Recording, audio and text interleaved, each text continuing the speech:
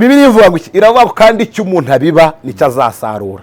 Nta muntu uzabiba imyumbati ngasarure ibitoki. Nta muntu uzabiba ingano ngasarura amasaka. Bari izina buriya abantu benshi bakunda kumenya ariko ritamenyerwa.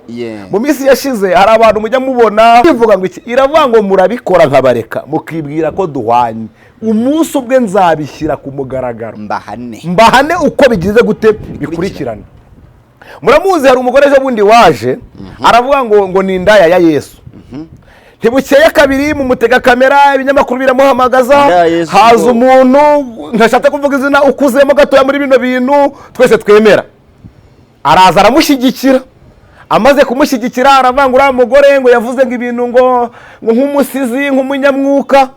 Ntibukeye kabiri twumva ngo bamufatiye mu giporoso ngo arimo arasambana, ngo ari kunywa inzoga ngo amarayo iminsi 3. Ntabwo mwabyumvise haciyemo iminsi mikeya ngo asohokamo aho ngaho arimo aragenda yasinze ahagarika imodoka kugera ku rwego abantu bongera abakabarore ku musozi ndetse bigera no ku rwego uyu munsi impamvu batari kubona impamvu imbere ya kamera ngo aratwite. Umusaza araza Imana imuhemugisha aramushyigikira. Umusaza Rutayisire Antoine aramushyigikira pasiteri aravuga ngo ibintu ngo yabivuze umuntu ushaka kugira ngo ahere hejuru yagiye kumanuka hasi aravunika. Byaba byiza ukazamuka uhereye hasi aho kugira ngo uhere hejuru ugaruka hasi. Kubera ko uzabibona cyane ntabwo ari ngombwa cyane ariko nta nubwo turi buze kumutsinda. Muramuzi bamwita Mama Chance waje akihandagaza imbere ya kamera akavuga ngo ni indaya ya Yesu. Uyu munsi aratwite ariko se reka mbabazi iyo ndatwite noneho uyu munsi nibamuzana imbere ya kamera bamubaze nimba ari ya Yesu. Nibaze bamubaze babantu bamwe bamusingizaga bamwe bazaga bakavuga ibintu byinshi nibaze imbere ya kamera bamutubarize bamubaze ngo ese kutwite iyo ndutwite noneho ni ya Yesu. Ko se ndibaza hari amazina hari ibintu abantu bakora bari buze kubanza kuza kwitondera. Isi niguterurika kuzamurika kuvana hano ntuzumve ko uvugirije impundu kunesha ngo wambure imyambaro y'urugamba nk'utabaruse utari warusoza kuko iyi si bakamutegera aho ngaho. Iyo bagutegera aho ngaho rero biterwa nuko umuntu ari ubuzima aba yarabayemo. Ubwo buzima wabayemo iyo utagize umurezi mwiza, iyo utagize umwigisha mwiza, iyo utagize umuntu kuba bugufi mu buryo bw'umwuka no kwangirika cyangwa no kwangizwa birashoboka cyane. Nayo itaza kuvuga ngo ikibazo abakristo twararangaje barinjiriwe. Niyo mpamvu nyine tutazi abo ngabo baciye mu madirishya baye cyane. Hari gihe mbambabaye ariko Imana yambwiye ngo mbabwire ngo ije kubarana namwe kandi ije gutanga ingororano zikwiranye n'ibyo buri muntu wese agira gute akora.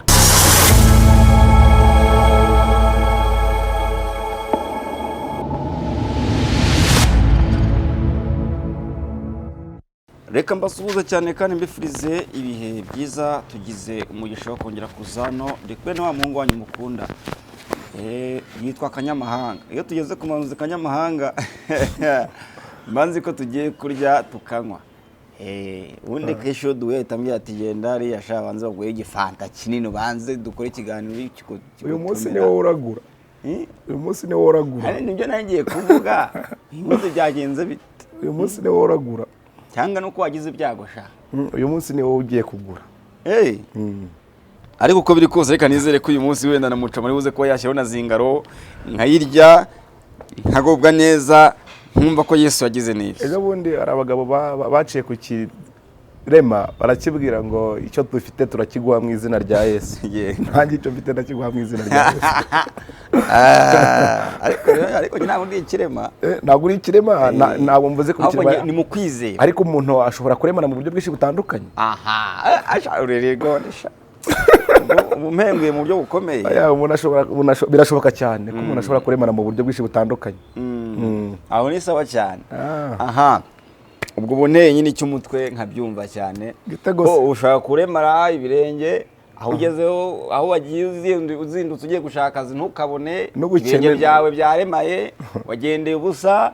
Ushaka kuremara ibiganza amafaranga yari kwakira ibyo biganza byawe kwakira amafaranga birangiye utayabonye ubwo ari abandi bakunyaze barayatwara.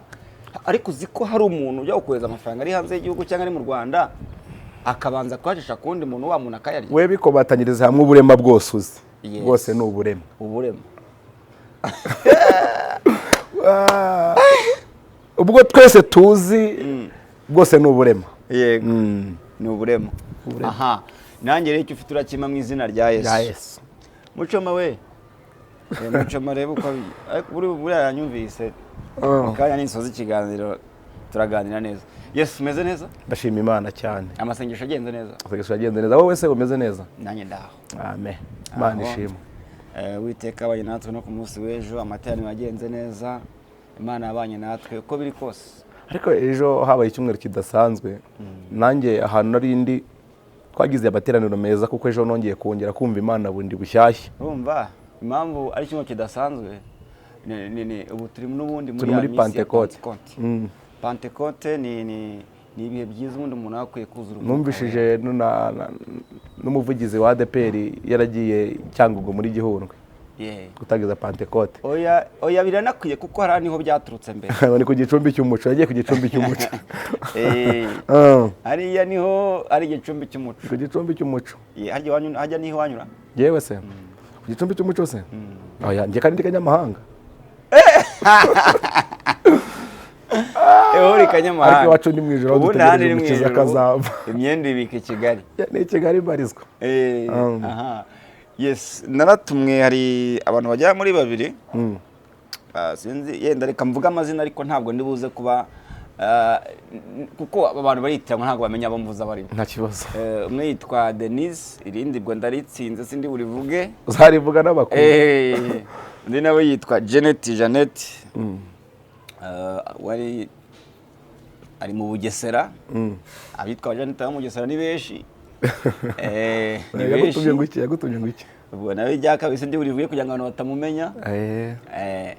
Bambye ngo ariko Kanyamahanga ngo ni umugabo ra. Ndi umugabo. Bakimbwira ngo uri umugabo. Cyangwa uri umusore nyine bambaga mbasobanurire. Ese numva icyo bakusha. Ari ikintu urumva ari igitsina gore bose. Ari ikintu ngenge nemeranyaho n'umutima wanjye. Yego. Nemera ko iyo umwana wese avutse yitwa umugabo. Apfa kuba ari umuhungu yitwa umugabo. Yego. Kandi umugore nawe ukoze ibikorwa by'indashyikirwa yitwa umugabo. Noneho ikindi kigeretseho ngiye navutse ndi umuhungu bivuze ngo ndi umugabo. Yego. Cyangwa ushaka kuvuga ko nubatse hubwo. Akenshi urumva iyo umuntu avuze umugabo ntabwo umuntu atekereza kuba waba umugabo mu bintu byose bibaho. Mu buryo bw'imitekerereze. Yes. Ndi umusore reka dukureho urujijo ndi umusore. Ubabwire ngo ni umusore. Uri umusore. Oya narababwiye. Nawe ibintu bita buri igisigaye ni ukuzabona nyine nuko uzabona bakwandikiye kuko nimero zawe narayitanze. Nimba uzakusaba bashaka kubasengera. Bashaka kubasengera ariko urumva n'ibindi wenda birakenewe nta wamenya. Usanga bariboneye umusheri. Oya ubwo wasanga ubwo barakobaje ko shaka dusenga. Ahubwo wowe uhita utekereza ibindi. Kika niba mwarabiganiriyeho. Harimo akabanga sha.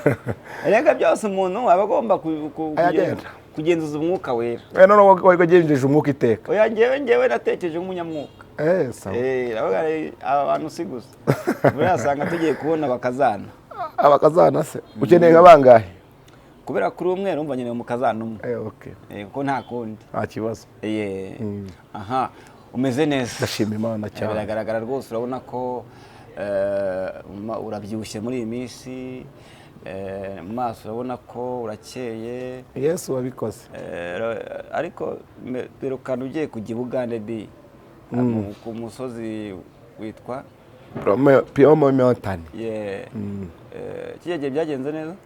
Byagenze neza cyari cyatujyanye twaragikoze.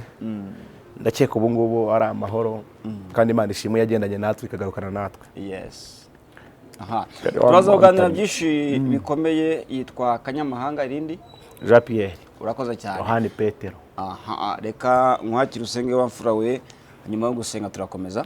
Data mu izina rya Yesu Kristo turagushimiye ko uri Imana y'urukundo, uri Imana y'ibitangaza, ukaba Imana y'imirimo, uri Imana yadukunze kera tutarabo gukundwa, urangije utanga umwana wawe w'ikinege kugira ngo abe incungu y'abari mu isi, yemera kumena amaraso ye ku musaraba, abambwa nta cyaha yakoze, ndetse aranacunaguzwa aranatukwa kugira ngo njyewe na bagenzi banjye tubashe kuronka ubugingo. Turakwinginze ngo mu mwanya nk'uyu nguyu rero ongera ubane natwe kandi utugirire neza. Ibyo tugiye kuvuga ntaba ari twebwe, ahubwo aba ari wowe, izina ryawe rihabwa icyubahiro.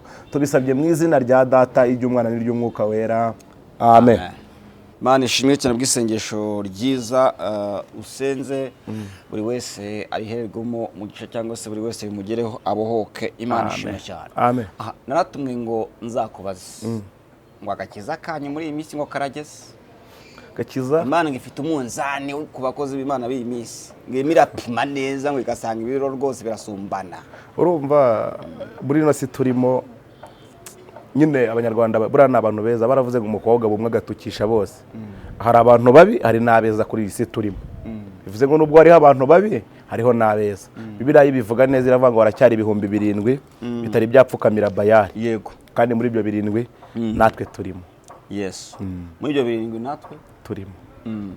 So urumva niba wa mugani Imana yarafashe umunzani gapima, bundi Gitwaza numubona, Gitwaza ugomba kumurusha ibiro ku munzani. Dr. Potter Gitwaza hari igihe aba kubera ubutunzi bwishi, hari igihe aba atagifata y'ibiri. Ariko kubera ko ukivanga mwami buri kanya buri munsi buri ryari, ugomba uzaza ryari mucunguzi ngo wime kwigira mu ijuru k'umutunzi ngo ni mukingamiya yacu umwenge w'urushinge. Ibyo niko Bibiliya bivuga. Kandi ngo hatabaye nta bakijya mu butayu kundi kandi wowe uraramo. Ariko nabwo ubutayu umuntu abujyanwamo n'ibindi bindi, gusa ubutayu umuntu akunda kubujyanwamo no gusenga, kuko mu butayu nubwo nta cyiza kibamo, ariko habamo n'ijwi ry'Imana rirangurura kandi ryongorera. Ariko hari ibintu byateye muri iki gihe ngo nimba leta yacu ubutayu ngo nyine tubumvire, sibyo? Kandi tugomba kubumvira n'ibyo koko. Ariko se wonye ko wibeta ni wakwibeta ubutayu se? Ahubwo se sinjyayo. Ujye nyine ujyayo. Njyayo mu butayu. Tubwire n'abandi bantu. None se njyewe ndinde uwo wundi ninde urenze Yesu wagiyeyo amara y'amajoro 40 n'iminsi 40 n'amanywa 40? Njyewe ndinde cyangwa wowe ninde? Mu butayu niho abantu bagwiriza imbaraga pa. Imbaraga? Uretse gato. Muri yavuze ngo mu butayu nta cyiza kibayo. Ntacyo. Siko biri? Ariko yavuze ngo nta cyiza kibayo, wowe bashatse kuvuga ngo habaye abadayimoni, ababarangi, abo byinshi. Ariko se ko Dawidi we yabwa mu ishyamba yego ari umushumba, ariko nawe yahuye na byinshi. None se po umuntu aramutse abaye ari nk'umusirikare abure kujya ku rugamba ngo kubera ko azahuriraho n'ahaduye? Umuntu umusirikare yambara amapeta kuko afite ibyo yakoze. Rero niko n'umukristo ameze, kubera ko abakristo bagereranywa n'ubundi nk'abasirikare ba Yesu. Nako mujya muri kuvuga ngo turi abasirikare ba Yesu bo mu rwego rwo hejuru. Niko n'umuririmbyi yavuze ngo ndi umusirikare wa Yesu. Rero kuba uri umusirikare hamwe no gushaka amaranka, hamwe no gushaka amapeta, hamwe no gukura mu buryo bw'umwuka, ukwiye kujya ku rugamba. Turabasirikare kogejwe mu maraso, umwami wacu Yesu Kristo ni nawe muyobozi, kubw'imbaraga ze dufite, iwe tuzabaho no mu rupfu, dukomeze dushyire mbere, dushimire hora. ubushaka kundirimbisha kandi uri umuririmbyi nkaba umuvugabutumwa. umuvugabutumwa kuririmba si impano yanjye. Imana ishimwe cyane. Amen. Imana ihimbazwe cyane. Amen. Turabasirikare. Ariko ndabona ufite ubwiza bw'Imana mu maso. Ubwiza bw'Imana buri kumwe natwe. Iyo umuntu amaze igihe kirekire mu masengesho, Bibiliya iravuga ngo nuko ijwi ryaragiye. Warasenze. Urumva nyine uko bigenda bitinda umuntu agera ijwi rikagenda rikongera rikagaruka. Aha. Urumva turimo turabona umuntu yaramuvugabutumwa, umuntu yaramukozi w'Imana, ngo yatwaye inda, ngo yasambanye, yatwaye inda cyangwa se yateye inda, ngo mugatera inda cyangwa se ubwo nawe nibone igitsina gabo, ariko yenda ntiwayiteye nanjye sinayiteye, sibyo? Ariko ubwo abumwe agatukisha bose. Siko bimeze? Ko biri. Tubwire rero ibi bintu bari kuvuga nibyo koko cyangwa gahunda yenda turabyemeza ko ariko tubasengera? oya tubaseye cyangwa tubakubite bagende Imana ibahane. Reka tubanze duhere ku kintu cya mbere kibaza ngo mbese ibyo bintu nibyo. Icya mbere buriya iyo ibintu bifite ibimenyetso biba ari ukuri. Ibintu bifite ibimenyetso kuko hari uwo twumvishije wabyaye. Hari uwabyaye ejo bundi ahubwo bamwe nyine baze dufatanye tujye kumuhemba. Uwo ni umwe. Ariko iyo urebye muri rusange usanga ikintu kibiteye cya mbere ku isi kakanu uzagakate nta yindi igira. Uzagakata ukigeza imbere nta yindi igira gute igira. Oya seka. Nta yindi igira. Urumva hari ukuntu umuntu aza akaza hafi aha ngaha bakamutegera aho ngaho. Iyo bagutegera aha ngaha rero biterwa n'uko umuntu ari ubuzima aba yarabayemo. Ubwo buzima wabayemo iyo utagize umurezi mwiza, iyo utagize umwigisha mwiza, iyo utagize umuntu kuba bugufi mu buryo bw'umwuka no kwangirika cyangwa no kwangizwa birashoboka cyane. Urwo ni uruhande rumwe umuntu ashobora gupfiramo. Urundi ruhande rwa kabiri ni uburyo abantu twisanga muri bino bintu cyangwa se twisanga imbere ya kamera ariko ari ahantu tuvuye. Rimwe hari ukuba umuntu avuye mu muryango uciriritse. Iyo umuntu avuye mu muryango uciriritse uwo muntu birashoboka cyane kumufatira mu bakomeye kuko akoresha imbaraga nyinshi ngo arebe ko yaziba icyuho cy'ahantu avuka. Yego. Rero aho hantu abantu benshi bakunda kuhafatirwa. Rimwe uzabibona ubone nk'umuntu araje bamuteretse imbere ya kamera avuze ibintu biremereye, avuze ibintu bikomeye ariko akabivuga asenya bagenzi be. Yego. Uwo buntu ni uburyo bwo gashaka izina riremereye ariko akoresheje amazina ya bagenzi be. Aba bantu reka nkubwire ariko si ubwo amuvuze ukuri abamusenye. Avuze amuvuze ukuri abamusenye. Muri Bibiliya hari ahantu handitse izina Paul, kwanditse Pawulo.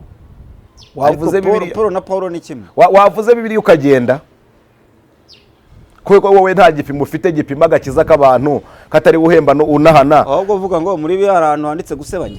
Hoya nibyo bishaka kugira ngo usobanurire. Wakoze ibyaguhamagaye ayo mazina ushaka kubakira ku bantu ugahera hejuru. Poga ngubwire ko bimeze. Nta kintu na kimwe kiya kizamuka kigere hejuru ngo kiguruke. Kimere kuzagaruka hasi. Umuntu ushaka kugira ngo ahere hejuru yagiye kumanuka hasi aravunika. Aravunika. Byaba byiza ukazamuka uhereye hasi aho kugira ngo uhere hejuru ugaruka hasi. Kubera ko uzabibona cyane abantu bamaze kuza hano abatera kamera aravuga ati ngewe nta kintu ngiye gukora gahunda ngiye gusebanya. Ngiye guhangana n'abantu. Hari abo tuzi bari abakozi b'Imana. Yes. Hari nabo tuzi bari abaririmbyi. Hari nabo tuzi bari abahanuzi. Bafashe ibyo byose baravuga ati reka tubyubakire mu gusebanya. Umva ko bimeze. Bafashe umuntu bita Mensiya ari we Yesu. Yes. Ngo barangije baramusingiza. Mwafasha abantu muzana mikoro murazibatega. Barangije bavuga nakari murori. Yego. Bavuga n'ibitari kuvugwa. Ariko ngo bukeye. Yego. Babandi bamwe bamuteze kamera. Yego. Babandi bamwe birirwaga bakubwira ngo vuga ibi ngibi.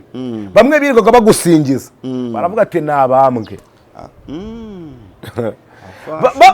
Babandi birirwa bakuvugiriza impundu, bagukomera amashyi, bagutega kamera, bagutumira kuri YouTube channel, baguhamagara ahantu hose. Umunsi umwe nawe bazagukuraho igitaramo. Umunsi umwe. One day nawe bazatera kamera. Baza n'abandi nabo bazi kuvuga. Bari mu gihe cyabo. Ubundi bakuvuge. Kandi nta muntu n'umwe ujya uberwa no kuvuga. Ndagara umuntu ujya uberwa n'uruvugiro. Niba wagiriye abandi ukiye mu isi bizakugirira. Yego ko mana icyo wicishije nawe uzakicishwa. Oh yes. Inkota wicishije nawe uzicishwa. Ntabwo bitinda uraza ugahitinga hano kuri social media ukavuga abantu bakagira ukibagirwa ko wari umukozi w'Imana, ukibagirwa ko aho wari uvuye ejo bundi, ukibagirwa ko wari umukene. Paul hari izina buriya abantu benshi bakunda kumenya ariko ritamenyerwa. Mu minsi yashize hari abantu mujya mubona bakaza ku mbuga nkoranyambaga bakavuga indimi bagahanura ngo Yesu yabatumye bagasakuza cyane. Abantu nyine tukabumva nibyo nakubwiraga. Mukabatega kamera bakavuga isi nyine yose igakoma amashyi.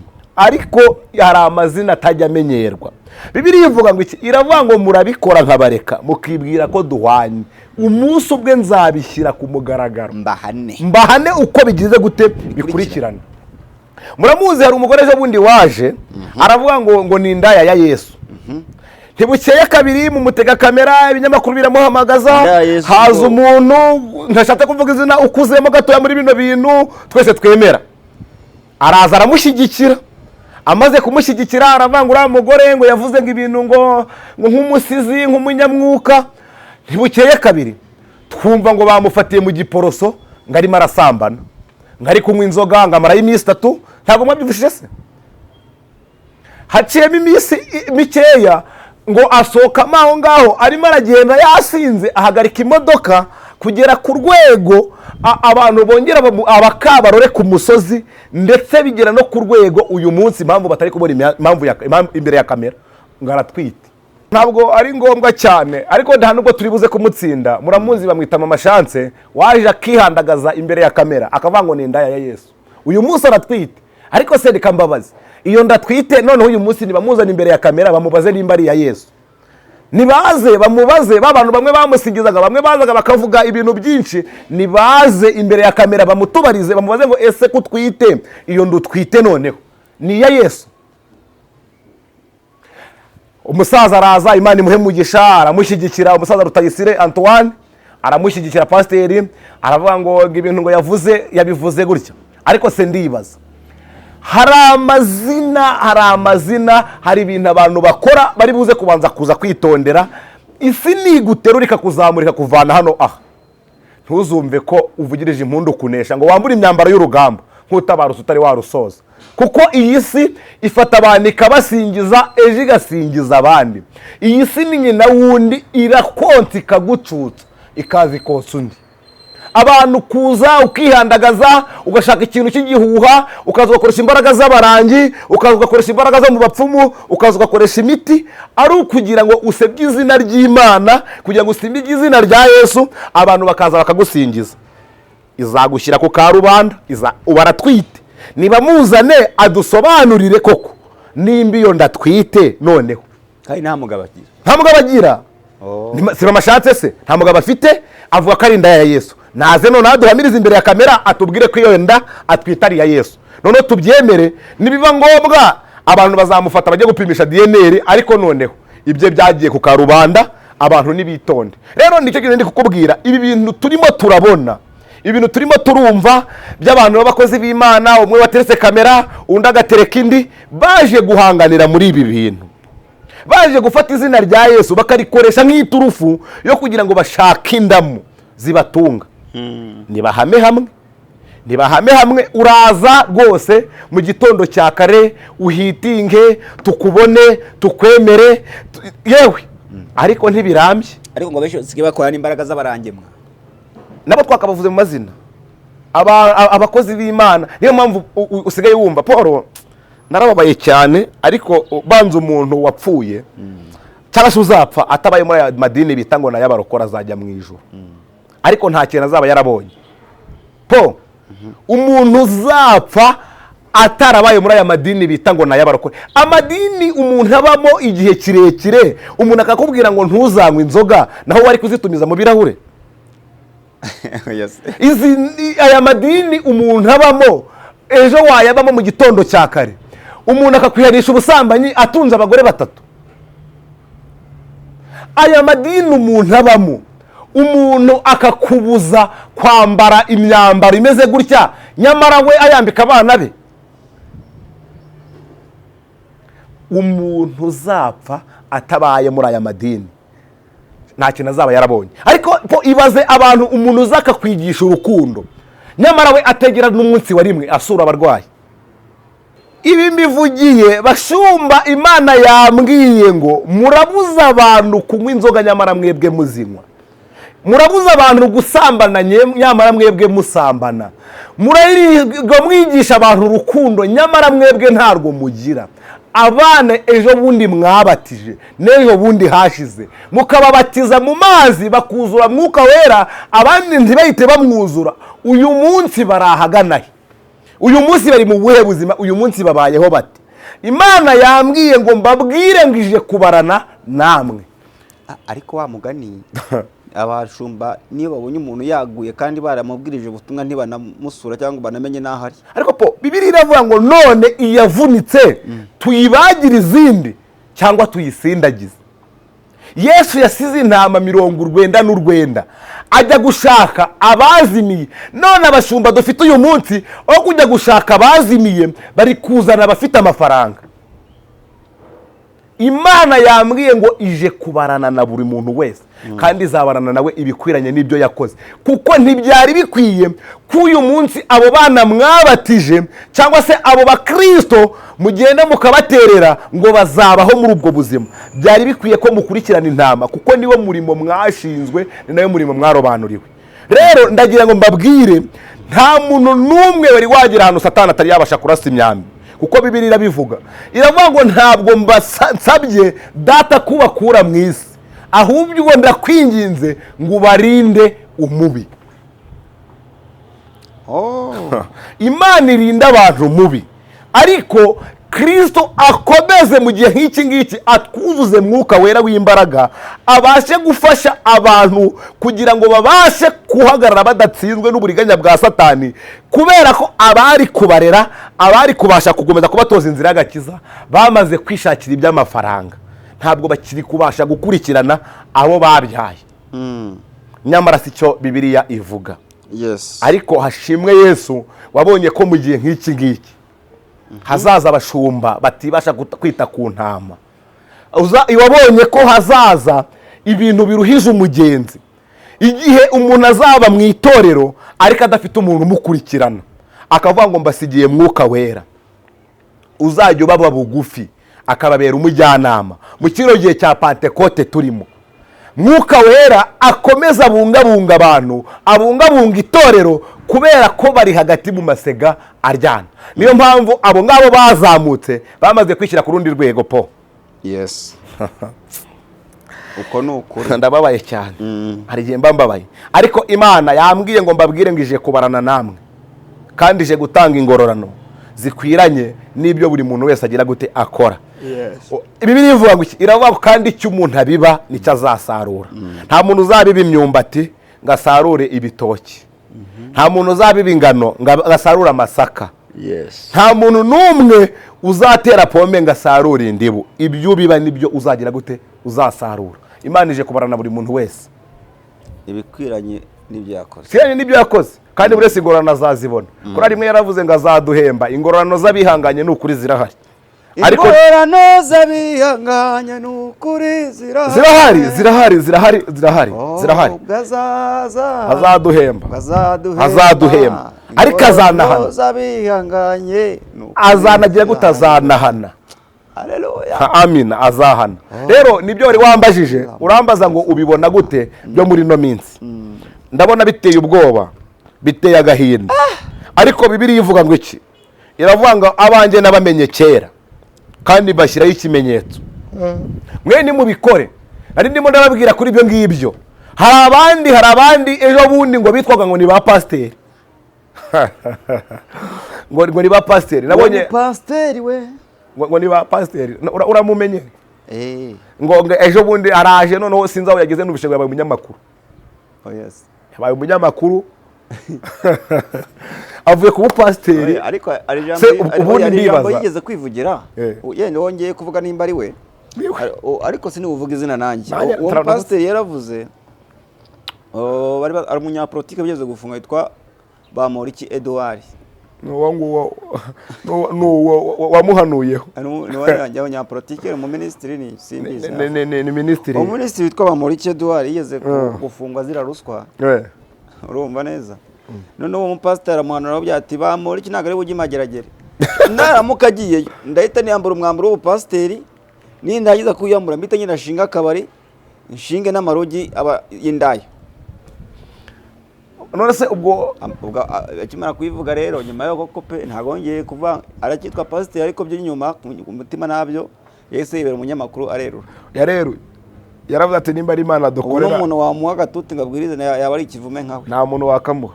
Nta muntu, si byo nakubwiraga se. Imana imushe aba pasiteri nkabo ngabo ikubitire kure.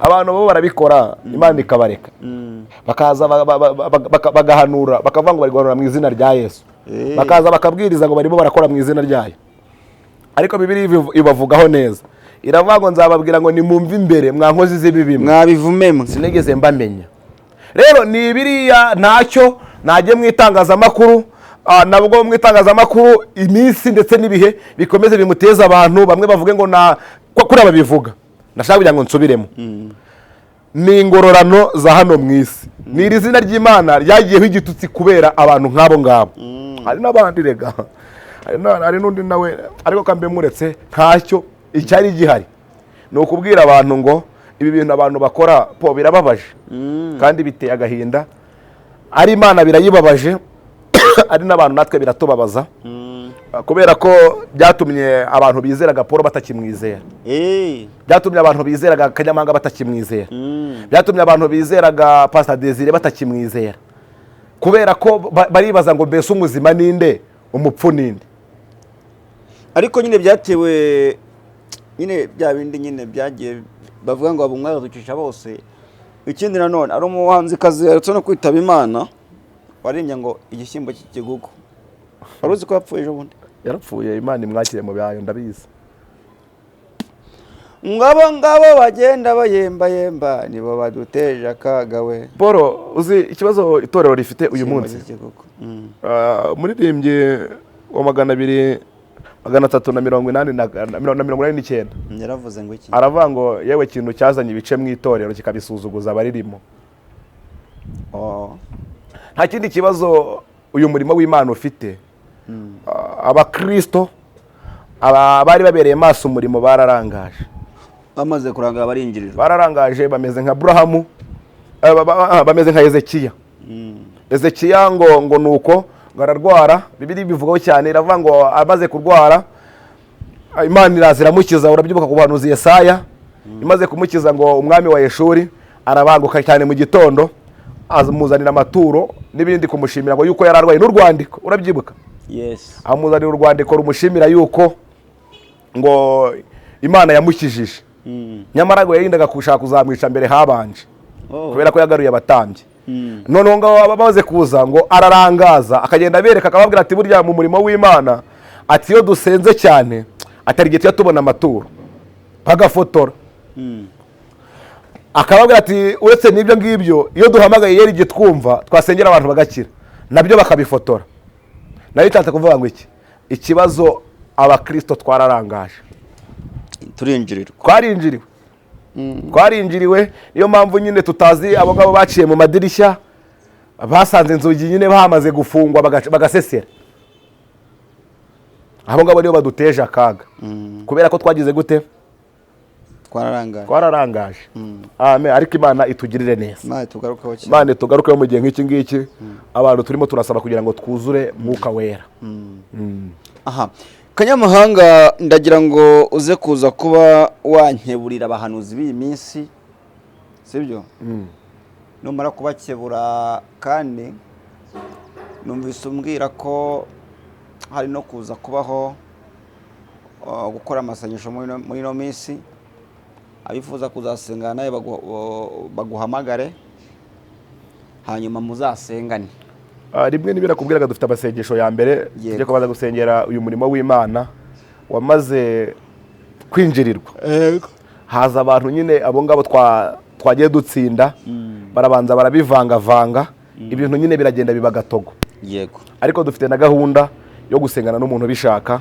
kugira ngo twinginge Imana itugarukeho mu gihe nk'iki ngiki yego rero kariba abantu no gusenga kandi n'undi wundi ubishoboye nibaze twongere tujye ku mavi twongere dusenge turebe ko Imana ari ikintu yakora ikatugarura ibihe byacu nk'ibya mbere itorero rikongera rikuzura Mwuka Wera ibyacu inzige zariye zigomba kubiruka Imana ibigarure Imana ibigarure umuhanzi umwe niko yavuze ngo Imana ibigarure uko niko kuri uko ni ukuri aha Mahanga ndagira ngo ngushimire cyane ariko twongere dutumira abantu reka mbatumire Mahanga afite amasengesho y'iminsi 5 tugiye gusenga umuntu wifuza kubana na Mahanga mu masengesho y'iminsi 5 dufite gahunda yo gusenga n'ibyo nakubwiraga, ni amasengesho y'iminsi 5 kandi tuzasenga mu buryo bwose bwo gusenga.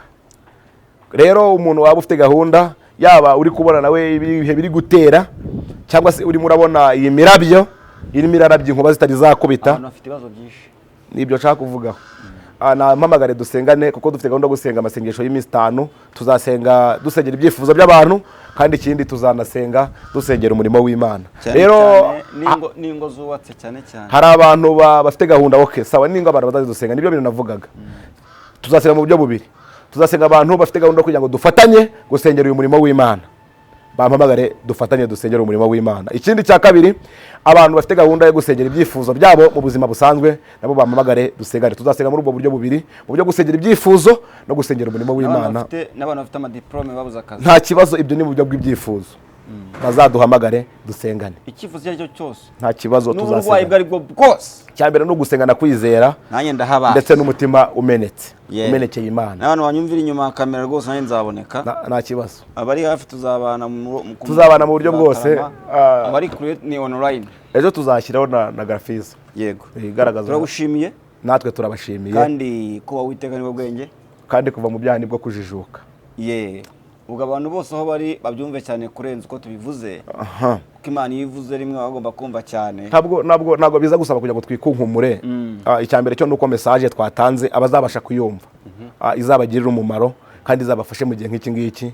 Nicyo kintu twifuza. Mwuka wera rero w'Imana, Imana y'amahoro, Imana idakiranirwa, izashyigikira iyi message igere ku bantu kandi bahindure kandi bagarure mu bwiza bw'Imana kandi bongere babone imigisha ituruka mu gakiza k'Imana. Reka dusenge. Uri Imana ikiranuka muri byose, turagushimiye ko watangiranye natwe, tugushimiye ko wavuganye natwe, kandi tugushimiye ko watanze inama ndetse n'impanuro, kandi ko wakomeje kuba mu ruhande rwacu kuva dutangiye kandi kuvugeza dusoje. Turakwinginze ngo buri muntu wese ahaherereye akubone nk'Imana, abone imirimo n'ibitangaza byawe kandi abone neza yawe.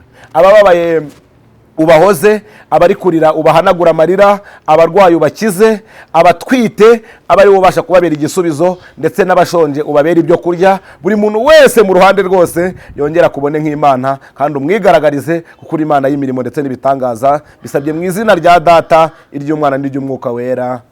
Amen. Ndagushimiye. Nanjye ndabashimiye. Yesu agumugisha. Amen. Bagwamaye kuri nimero ya telefone 0783 37 32 3. Amen.